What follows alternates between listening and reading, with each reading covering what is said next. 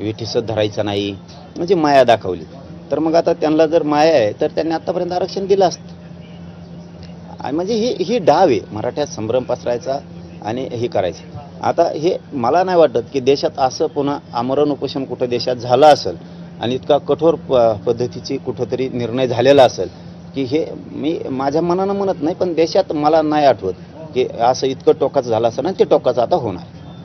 म्हणजे आता ठरलं आहे की 30 तारखेपासून आमरण उपोषण होणार. ते पण उन्हात होणार, आमरण उपोषण होणार, मंडप टाकून होणार, अनेक प्रकारचे राहतात. ते तुमच्या साक्षीनं होणार. लय झालं तर फक्त म्हणजे ते पण म्हणायला नाही पाहिजे, मी पण म्हणतो लय झालं तर फक्त पत्रकारांपुरती एखादी पट्टी राहिली तर राहील, सावली म्हणून. सावली नाही, मंडप नाही, काही नाही. आहे असाच जाऊन बसणार आहे मी 30 तारखेला. मेलो तर मेलो. राधाकृष्ण विखे पाटील आणि प्रसाद दाढगे येणार आहे, तिथं काही तोडगा निघू शकतो का? मला नाही माहिती येणार आहेत नाही. 16 तारखेला सांगितलं होतं, 16 तारखेपासून वेळ दिलाय 15 दिवस वेळ. ठेव 29 ऑगस्टपासून मुंबईतून दिलेला आत्ता 29 मे पर्यंत 10 महिन्याचा वेळ. काय करणार येऊन तुम्ही? चर्चा बोलणार? मला चर्चा नाही पाहिजे रे बाबा. 58 लाख नोंदी निघाल्या, त्याचे कुणबी प्रमाणपत्र तुम्ही देणार आहेत का? ज्यांना कुणबी प्रमाणपत्र दिले त्यांच्या तुम्ही व्हॅलिडिटी देणार आहेत का? हैदराबाद गॅझेटियरचा तुम्ही JR काढलाय, ते प्रमाणपत्र देणार आहेत का? त्याच्या व्हॅलिडिटी तुम्ही देणार आहेत का? तुम्ही आरक्षण देताय म्हणजे नेमकं काय करताय? मराठ्यांचे मतं मात्र तुम्हाला लागतील आणि मराठ्यांच्या लेकराला मात्र आरक्षण दिलं जात नाही. ही दुट्टप्पी भूमिका कोणची? तुम्हीच आमच्यावरती हल्ले करायचे आणि तुम्हीच आमच्यावरती 307चे गुन्हे दाखल करायचे. म्हणजे राज्यातले गुन्हे सुद्धा मागे घ्यायचे नाहीत. सामूहिक कट रचून तुमचे पोलिस येणार आणि आमच्यावर हल्ला करणार. त्यांच्यावरती 120 पोलिसांवरती लागून त्यांच्यावरती 307 व्हायला पाहिजे, तर आमच्या क्रॉस घेतल्या जात नव्हत्या. राज्यभर हे खोटे दाखल केलेले गुन्हे. तुम्ही 17 संस्थांचा JR काढू शकत नाहीये. 1 महिन्याचा वेळ मागितला, 10 महिने झाले. अरे बलिदान गेलेल्या तुम्हाला मराठ्याची एवढी माया आहे, तुम्ही सांगता हे मराठा समाजाला ऊन लागन, मे महिन्याचं कडक भयंकर ऊन, हे लोक घराच्या बाहेर सुद्धा निघाणार. जीव जायला लागलेत उष्णतेमुळं, उन्हामुळं जीव जायला लागलाय लोकांचा, बळी चाललेत. मराठ्यांना विटीच धरू नका, एवढी माया आहे. तर तुम्हाला तुम्ही बलिदान गेलेल्या कुटुंबाच्या लेकराच्या नोकऱ्या देणार. इतकी तर नीच आणि नालायक अवलदी जन्माला तुम्ही सत्तेत बसलात. कमीत कमी ती तुमची बहीण होती, ती तुमची आई आहे. मराठ्यांचं कुटुंब उघड्यावर पडलं यार, उन्हात पडलं ते. तुम्ही तिथं नाही वेळ देत. ही माझी समाजाविषयीची तळतळ, मी ती समाजावर ते विश्वास कमवलाय. मी समाज सोडून नाही काय करत, मला नको पण काय. तुम्ही साधे कामं करत नाहीये. साधे कामं किती वेळ लागतो मराठा आणि कुणबी मंत्रालय स्थापन करायला, किती वेळ लागतो. ओबीसींनी नाही मागून मंत्रालय स्थापन केलं, मराठ्यांनी मागून नाही दिलं. मराठा आणि कुणबी एक असून सुद्धा नाही JR काढला जात. एक नवीन माहिती समोर आलेली आहे. तुम्ही आंदोलन केलेल्या 3 वर्षांमध्ये मराठवाड्यात 3 लाखापेक्षा अधिक कुणबी प्रमाणपत्राचे वाटप झाले. उपकार केला का? कोण बॅकलॉग भरून काढणार 3 लाख लोकांचा? याचा अर्थ आम्हाला आरक्षण होतं, आमच्या नोकऱ्या कोणी लाटल्या? 1967 पासून आत्तापर्यंत 50-60 वर्षात आमचं वाटोळं सरकारनं काय केलं? ते 5 लाख निघू तुमच्या म्हणण्यानुसार मराठवाड्यात कुणबी प्रमाणपत्र, किंवा 1000 निघले ना, याचा अर्थ आम्ही आरक्षणात होतो ना. आमचा बॅकलॉग कोण भरून काढणार? आमचं नुकसान आता 5 पिढ्याचं का? आमच्या जागा हडपिल्या. आम्ही कुणबी आणि मराठा हा एकच आहे, हे वारंवार सांगितलं गेलंय, पण हे करतच नाही येत ना. त्यामुळं आपण हे बघा, मी 2 मिनिटातच तुम्हाला सांगितलं होतं की मी 10:30 आला असंच फायनल करून टाकणार आहे माझा विषय. मला आता ना आरपारचं खेटायचं, मला आता आरपारचं खेटायचं. त्यामुळे मी आल्यालाच तुम्हाला सांगून टाकलं आहे असं. 30 तारखेला उठून मी उन्हात एखाद्या रानात बसणार. स्थळ ठरलंय का? उन्हात बसणारे त्याला काय स्थळ तरी आरक्षण नाही. नाही स्थळ ठरलं तरी आरक्षण नाही आणि ठरविलं तरी आरक्षण नाही.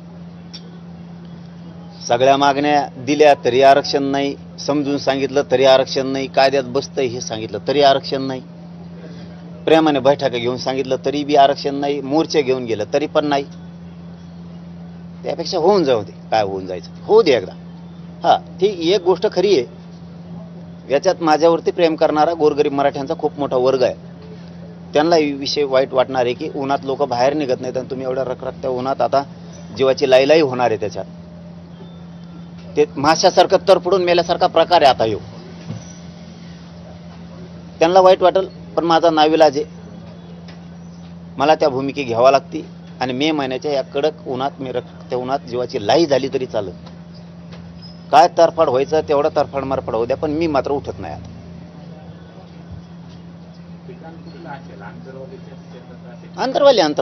अंतरवाली बाहेर नाही.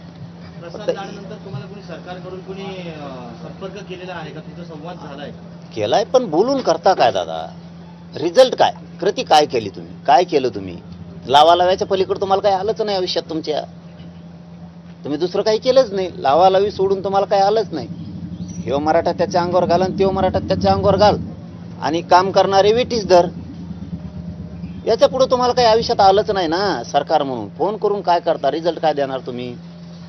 तुमचे फोन मस आले. हां, मला इथं मराठ्यांना रिझल्ट द्यायचा आहे, त्यांना आरक्षण द्यायचं आहे. तुम्ही काय दिलं? फोनवर बोलणं. त्यातलं मी नाही आहे बाबा. मला तुम्ही बोलून काय करायचं? माझ्या मराठ्यांचे लेकरं बाळ अधिकारी झाले पाहिजे, ते साहेब म्हणून माझे आईबाप मराठ्यांना बघायचे. अरे तुम्ही काय उत्तर देता रे नालायकासारखे? काय उत्तर आहे त्यांचे? पश्चिम महाराष्ट्रातला मराठा समाज हा सदन आहे, त्यांच्याकडे ऊस आहे, बागायती आहे, फळबाग आहे. पश्चिम महाराष्ट्रातल्या ओबीसीकडे फळबाग नाही काय?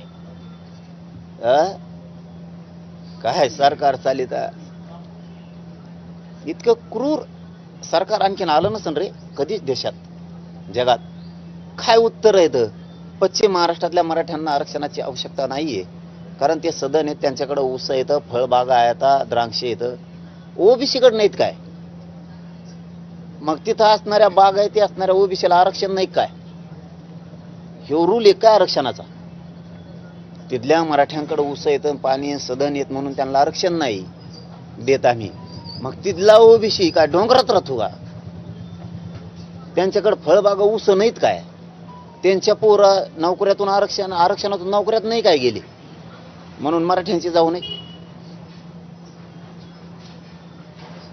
विदर्भ मराठवाडा, आम्हाला पाणी नाही, आरक्षण बी नाही. काय चूक केली राव आम्ही?